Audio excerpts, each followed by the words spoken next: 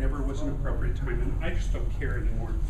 But my sister-in-law is an amazing person, and she runs a cross-stitch shop in Topeka.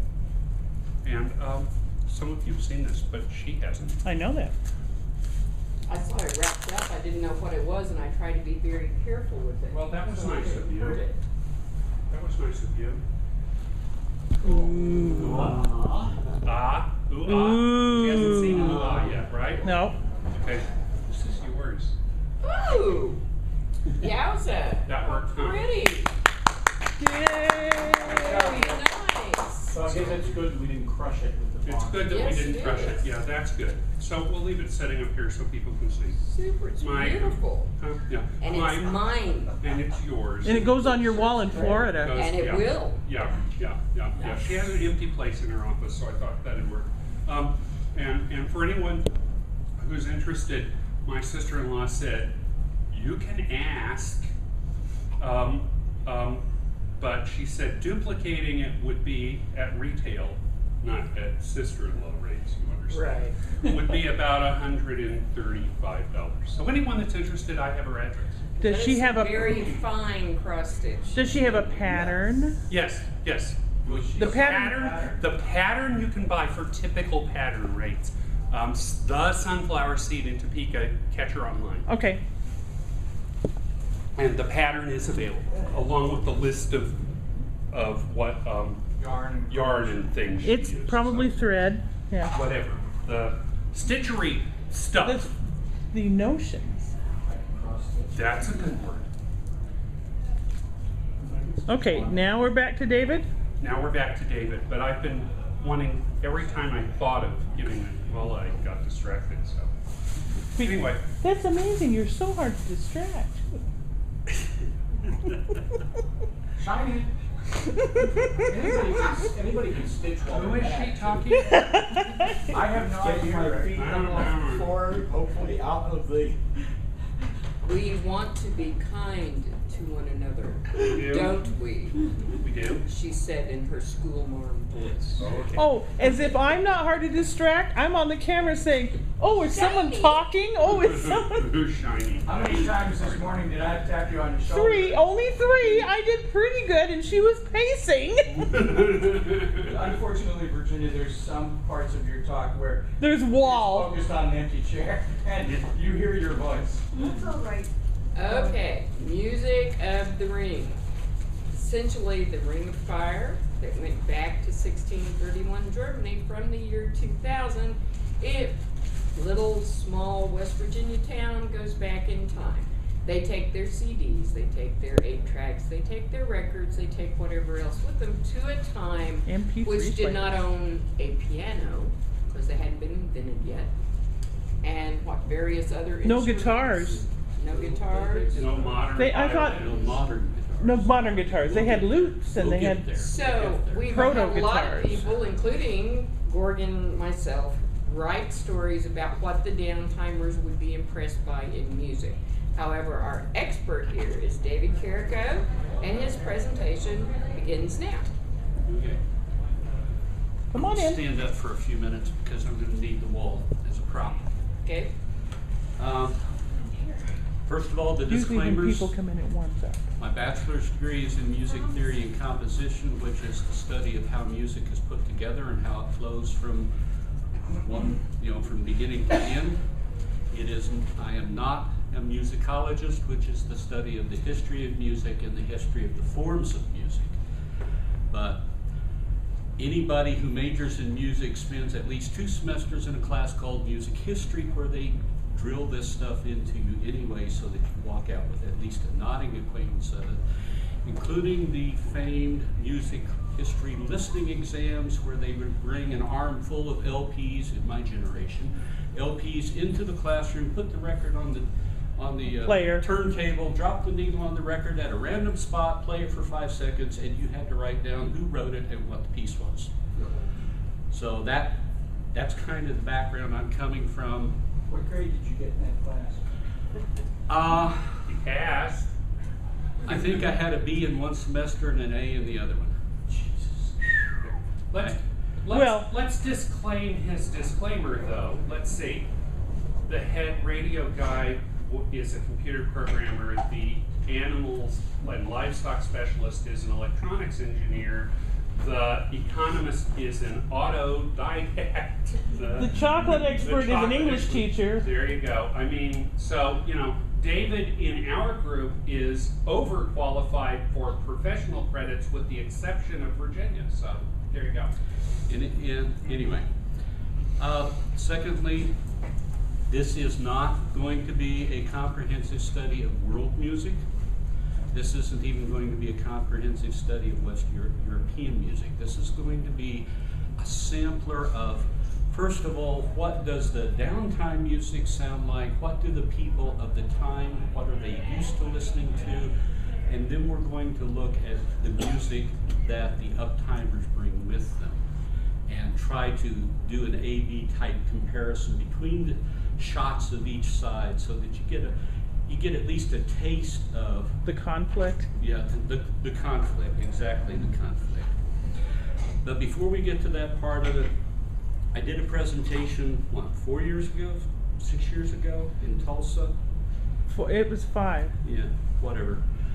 There Tulsa, Albany, there Tucson. really is a geeky side to music. Yeah, There fine. really is a scientific side of music, and that deals with the science of acoustics. Because music is an oral thing. You hear it, and it's based on vibrations in the air. All sound is based on vibrations in the air. And when you study acoustics, if you think of the piano keyboard, if this is middle C, that has a particular Vibration. hertz rate, Yeah. Vibration number. you know, whatever it is. Frequency. Frequency, that's the word.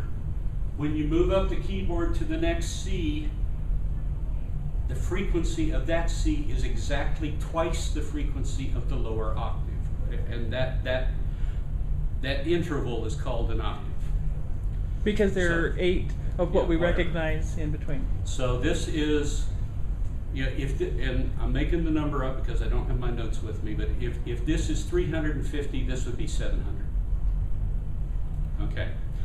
Now, so, and every note in between those has an exact frequency.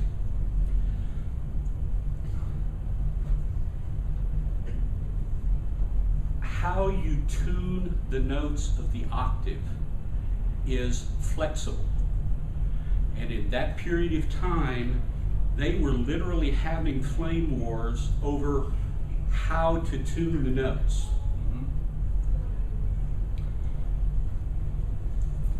And a lot of it had to do with the fact that organs, once you tune an organ, you're pretty well locked in. You can retune a note on an organ, but you can't retune it much. And once you've tuned that organ, you've pretty well locked in the harmonic structure of that instrument and any other instruments, any other music that's going to happen with that organ. The problem is when I tune from C to G, the best resonance, the best harmonic value, the best locked in sound has one particular ratio. But if I tune from E to G, when I tune from C to G to get the best sound, it may be, if this is 350, it might be 380. If I tune from E to G to get the best sound, to get the best harmony, it might be 377. Right. And they were so fixated on getting the best sound that a keyboard instrument would tune well for one key, for one tonality, and then as you moved away from that tonality, if I tuned my piano to sound great in C, to sound perfect in the key of C, and then I started playing something in the key of A flat, because of the harmonic differences, it wouldn't sound as good. And there were different methodologies, there were different schools of thought about how these tunings should be done, how these tonalities should be crafted. But they all had one common drawback. Once you tune the instrument for one particular tonality, there are going to be keys that are going to be flatly unplayable because the intervals between some of the notes just won't sound good.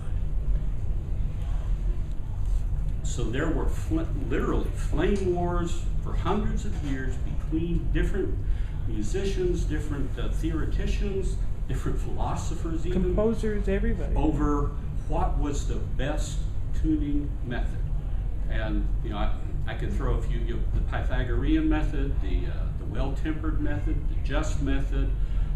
There were others. So what's going to happen when somebody comes out of the middle school or high school science room where they set a tuning for us? We're headed that direction. Is this where you get like a tenor recorder or a soprano recorder? They're in different keys. They're one is a G and one is a C. That's just Different problem. Different. because it's a different size. It Different comes issue, in a different. but that has nothing to do with tonality. I just wondered because I've had to deal with that. That deals with the fundamental tone of the instrument. one That has instrument. nothing to do with tonality and tuning. But this went on, those flame wars went on for another several hundred Oh yeah, years. in our time, I mean, these flame wars started like in the 1400s. When they started writing. When they finally started moving out of the idea of modes and Right. started moving into the idea of major and minor keys. Right. Right. They started doing that in the 1400s, and that's when the flame wars about tonality and tuning really started. And they didn't get resolved until the late 1800s. When you say modes, are you talking about like the Mixolydian? Yes. Yes. Yeah. Aeolian, Mixolydian. Church modes, whatever you want to call them, but those modes, yes. I'm personally musically challenged. Deeply musically challenged. What's a key? Okay. Piano and keyboard. Middle C. You got that? If you take middle C and you play the white keys from this middle C to the next C, you've played an octave and you have played a major scale In the key of in the key of C. C. C would be considered the fundamental tone of the key, The home. and all of the harmonies in some way or another build on or relate to that C and the chords that can be built on that C. C is the home Moving base. it up and down where the start is. Yeah. Okay. Yeah. And the difference between modes and major and minor keys is the difference of the pattern of what's called the half step. Because if you look at a Right. piano keyboard, from C to D, white key to white key, is a whole step because there's a black key in between them. From D to E is a whole step because there's a black key in between them. From E to F is only a half step because there's no black key. So when you look at a piano keyboard, from key to key to key to key is from Some of them key have to adjacent key is a half step. But to make an octave scale, you're going to build on whole steps and half steps. and half steps. So, flame wars. This did not stabilize until the 1850s. That's the German musicians pretty well decided around 1850 plus or minus that major minor keys in what they called an equal temperament methodology was what was going to work. Be the standard. And the rest of the European musicians kind of fell into line